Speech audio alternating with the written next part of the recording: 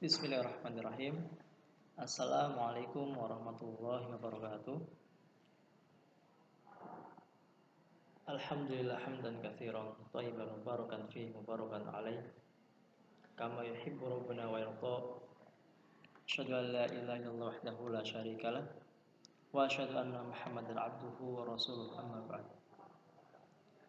Alhamdulillah, segala puji kita panjatkan kepada Allah Subhanahu wa taala yang telah memberikan kepada kita kenikmatan-kenikmatannya sehingga alhamdulillah kita masih diberi nikmat sehat dan dengannya kita bisa beribadah dan juga melakukan aktivitas kita, dan salah satunya adalah belajar.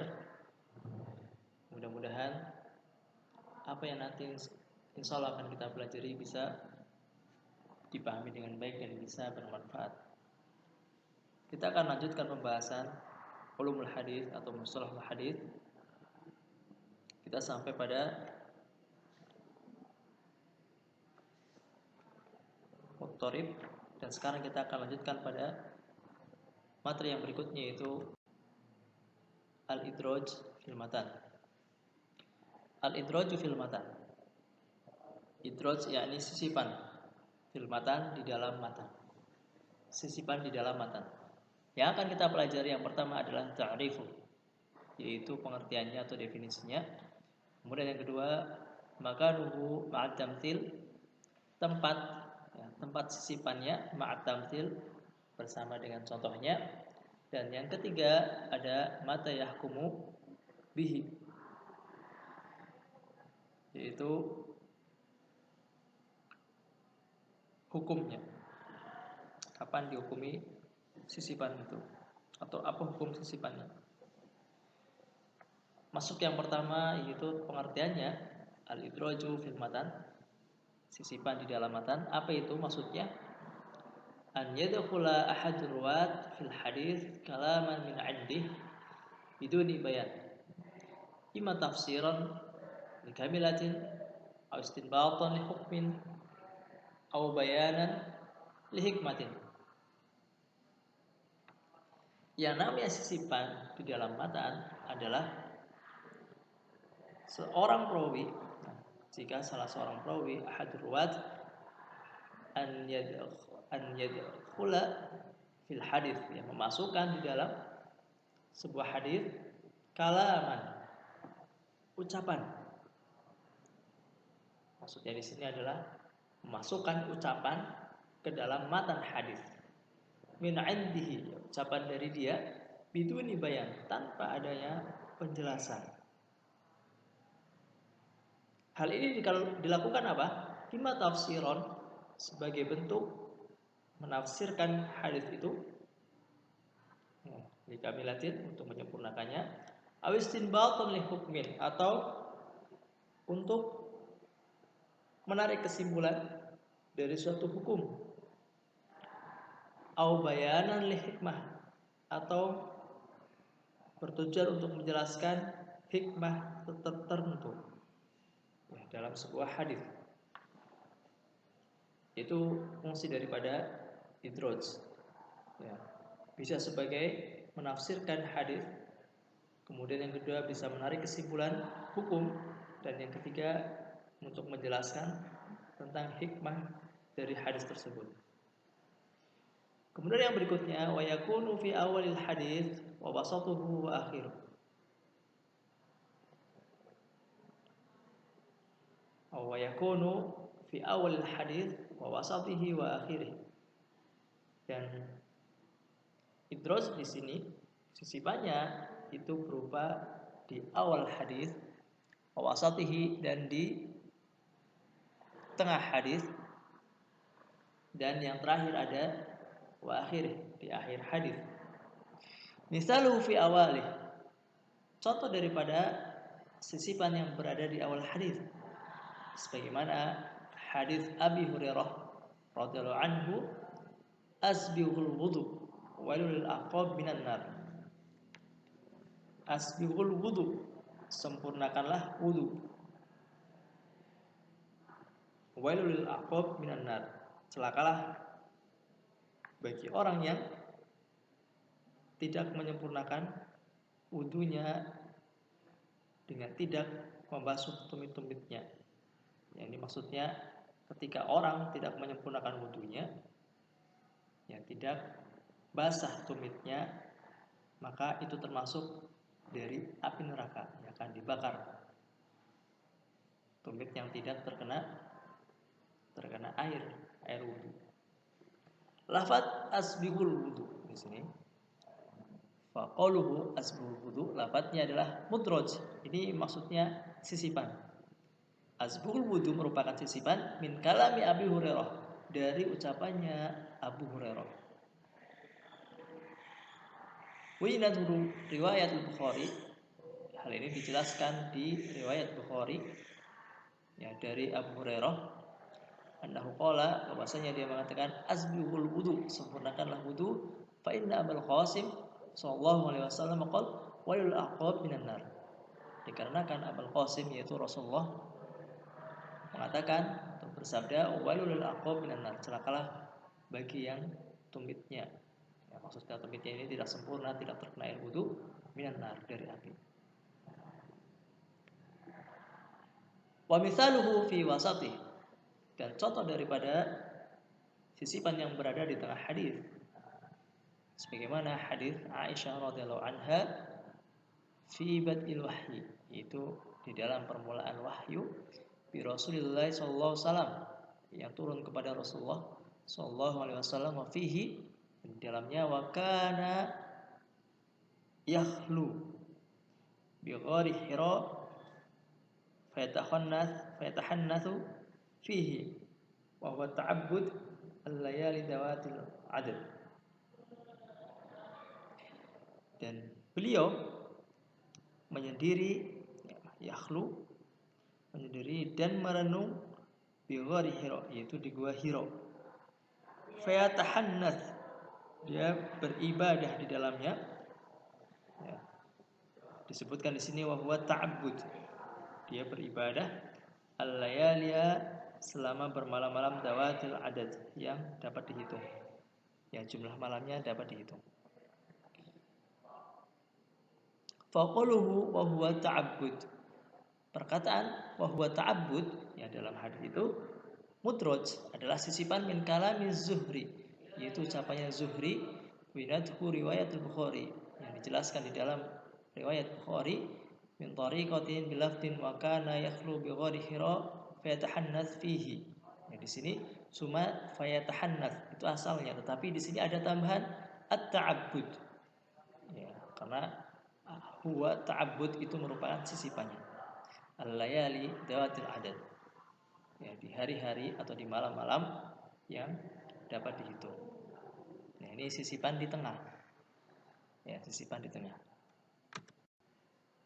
Wa misaluhu fi akhiri, kemudian sisipan yang berada di akhir hadis, sebagaimana hadis Abi Hurairah radhiyallahu anhu, anna Nabi sallallahu alaihi wasallam qala inna ummati yad'una yaumal qiyamah ghurran. Sesungguhnya umatku akan dipanggil pada hari kiamat kelak dalam keadaan ghurran, ya, wajah dan kakinya berseri-seri atau bercahaya, muhajjalin min atharil wudu, karena bekas wudunya. Faman istata'a minkum an yutila ghuratuhu falyaf'al, maka barang siapa yang mampu dari kalian untuk memanjangkan ghuratuhu, ya, cahaya dari yang terkena air wudu, falyaf'al, maka lakukanlah. Jadi ketika berwudu dilebihkan, misalkan untuk berwudu tangan sampai siku, maka dilebihkan di atas siku, maka itu yang nanti akan bercahaya. Maka dikatakan faman istata'a minkum an yutila ghuratuhu falyaf'al, barang siapa yang mampu dari kalian an yutila ghuratahu, untuk memanjangkan ghurrahnya, yakni cahaya wudunya, falyaf'al, maka lakukanlah. Faqaluhu man istata'a an yutila uratahu falyaf'al. Lafaz di sini mudrajun, merupakan sisipan. Disisipi lagi min kalami Abi Hurairah, yaitu dari ucapannya Abu Hurairah, farada biha Nu'aim ibn Mujmar an Abi Hurairah wa dzakara fil musnad anhu annahu qala la adri qaluhu faman istata'a min qauli nabi aw min qauli Abi Hurairah. Disebutkan di sini adalah lafaz faman istata'a minkum an yutila ghuratahu falyaf'al, merupakan sisipannya. Ya, merupakan sisipannya, dan ini adalah perkataan Abu Hurairah. Infarada biha Nu'aim. Dalam hal ini Nu'aim bin Al-Mujmar juga dia bersendiri meriwayatkan lafaz tersebut dari Abu Hurairah. Faqad bayana ghairu wahid min al-khufat annaha mudrajah. Wa qala Syekhul Islam Ibnu Taimiyah la yumkin an takuna min kalamin nabi. Maka disebutkan dalam Musnad Ahmad, ya, dzakara fil musnad anhu, di dalam musnad, bahwasanya Nu'aim mengatakan la adri, aku tidak tahu. Qaluhu faman istata'a, perkataan faman istata'a sampai falyaf'al, min qaulin nabi, apakah termasuk dari ucapannya Nabi, atau min qauli Abi Hurairah, atau termasuk dari ucapannya Abu Hurairah. Waqad bayana ghairu wahid min al-khufat annaha mudrajah.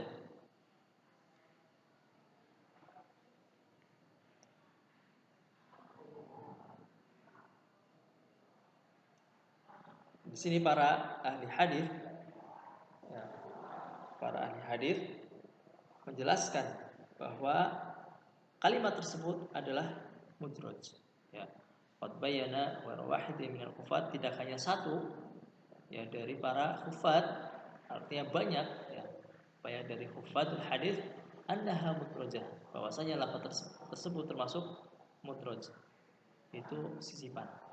Waqala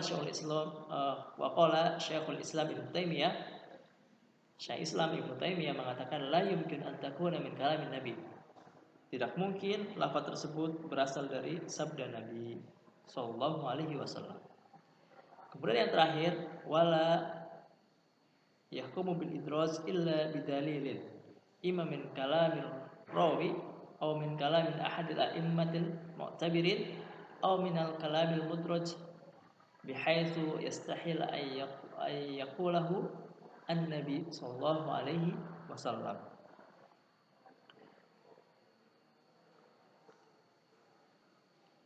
Sebutan lafaz hadis, ya, atau sebuah lafaz hadis, la yahkum, tidak dapat dihukumi bil idraj, sebagai idraj, illa bidalil, kecuali terdapat dalil yang menunjukkan hal tersebut.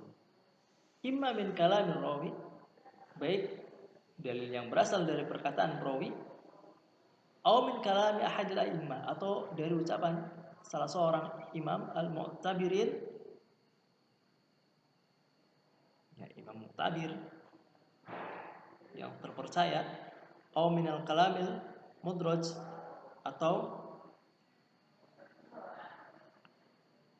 dalam lafaz tersebut termasuk perkataan mudraj, ya, atau min kalamil mudraj, lafaz tersebut termasuk perkataan yang mudraj, yastahilu ayyuqalahu an-nabi sallallahu alaihi wasallam, yang jika diteliti mustahil Nabi mengucapkannya. Nah, jadi ketika ada sebuah lafaz itu tidak dihukumi sebagai idraj, ya. Kecuali apa? Kecuali terdapat dalil yang menunjukkan hal tersebut, baik dalil yang berasal dari perkataan perawi ataupun ucapan salah seorang imam yang telah diakui, ya. Imam itu telah diakui, dapat dipercaya di dalam bidang hadis. Atau lafaz tersebut termasuk dari perkataan Mudroj yang jika diteliti mustahil Nabi yang mengucapkannya. Nah, ini adalah hukum bagaimana idroj di dalam matan. Mudah-mudahan apa yang kita pelajari pada kesempatan kali ini bisa bermanfaat, dan insya Allah untuk materi kelas 10 sampai idroj ini, maka ini yang terakhir. Mudah-mudahan nanti ketika kita tatap muka atau offline kita bisa mengulang kembali, belajar bersama, dan mudah-mudahan yang tadinya belum paham menjadi lebih paham, atau yang sudah paham maka lebih paham kembali. Akhiri subhanakallahumma wa bihamdika asyhadu an la ilaha illa anta astaghfiruka wa atubu ilaik. Assalamualaikum warahmatullahi wabarakatuh.